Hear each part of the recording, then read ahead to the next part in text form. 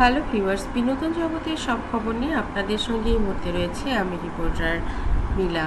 চিত্রনায়িকা অপু বিশ্বাস তিনি পছন্দ করেন শ্বশুরবাড়ির সব মানুষজনকেই। সবচাইতে বড় কথা, তিনি রান্না করে খাওয়াতে ভালোবাসেন।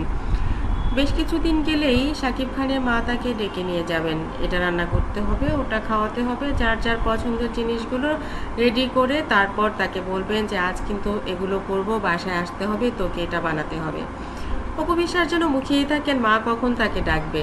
সব কাজ পোস্টপোন্ড করে সে কিন্তু সেই দিন সময় করে রেখেই দেন যে মা ডেকেছে, যেতে হবে, আর এগুলো রান্নার প্রিপারেশন করতে হবে এবং যে রান্না করতে হবে। দূর থেকে বাসায় যে কাজের লোকগুলো থাকে তাকে বলে এটা ভিজিয়ে রাখ, ওটা কর, ওটা পিষে রাখ, ওটা মিক্সড করে রাখ, এই ধরনের মেরিনেট করে রাখ, এগুলো সে ডিরেকশন দিতেই থাকে, কখনো ভিডিও কলে, কখনো অডিও কলে। তারপর যখন সময় হয় তখন সময় মতো সে হাজির হয়ে যায় এবং 2-3 ঘন্টার মধ্যেই বিশাল এক আয়োজন সে করে ফেলে। এটা তার অতীতেরও গুণ, বর্তমানেরও গুণ। কিছু মানুষ থাকে যারা আসলে অনেক হই হুল্লোড় করে রান্না ব্যাপারটা খুব এনজয় করে এবং সবাইকে খাওয়াতে খুব ভালোবাসে।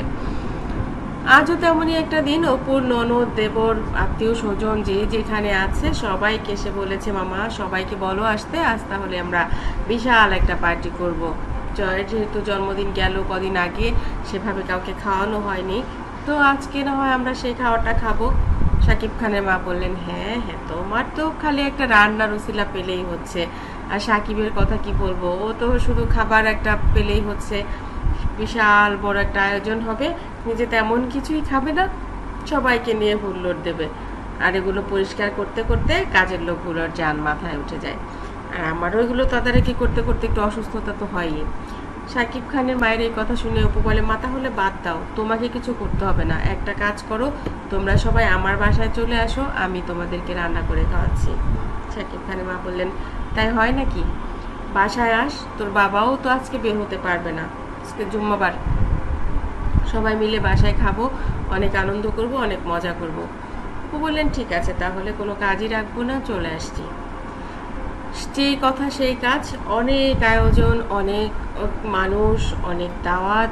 অপু বিশ্বাস নিজের হাতে সবই করলেন এবং জয় তো পিছে পিছে হাঁটছে আর বলছে মা জন্মদিনের দিন তো এত কিছু রান্না করোনি, আজ কেন এত কিছু রান্না করছো?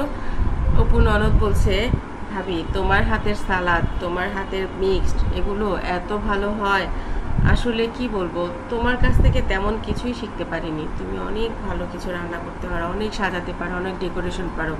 অপু বলেন প্রত্যেকটা মেয়েকেই সেটা পারতে হয়, মেয়েরা শিখে যায়, আমার শেখার ইচ্ছে ছিল, শিখেছি, তোরও শেখার ইচ্ছে আছে, তুইও শিখে যাবি, এত প্যারা খাবার কিছু নেই।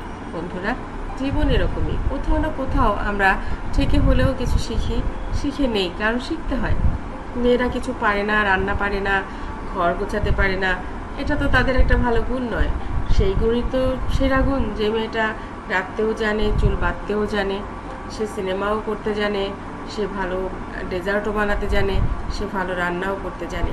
পুরুষ মানুষ বসে কিসে জানিস, ওরা খাবারে, ওদের যত খাবার দিবি, ভালো ভালো খাবার রান্না করে দিবি, ওরা দেখবি অনেক বেশি খুশি হবে। বন্ধুরা, এই ভিডিওটি আপনাদের কাছে কেমন লেগেছে অবশ্যই কমেন্ট করতে ভুলবেন না। আমার চ্যানেলটি যারা ইতিপূর্বে সাবস্ক্রাইব করেছেন তাদেরকে অনেক ধন্যবাদ, যারা এখনও করেননি সব খবর সবার আগে পেতে সাবস্ক্রাইব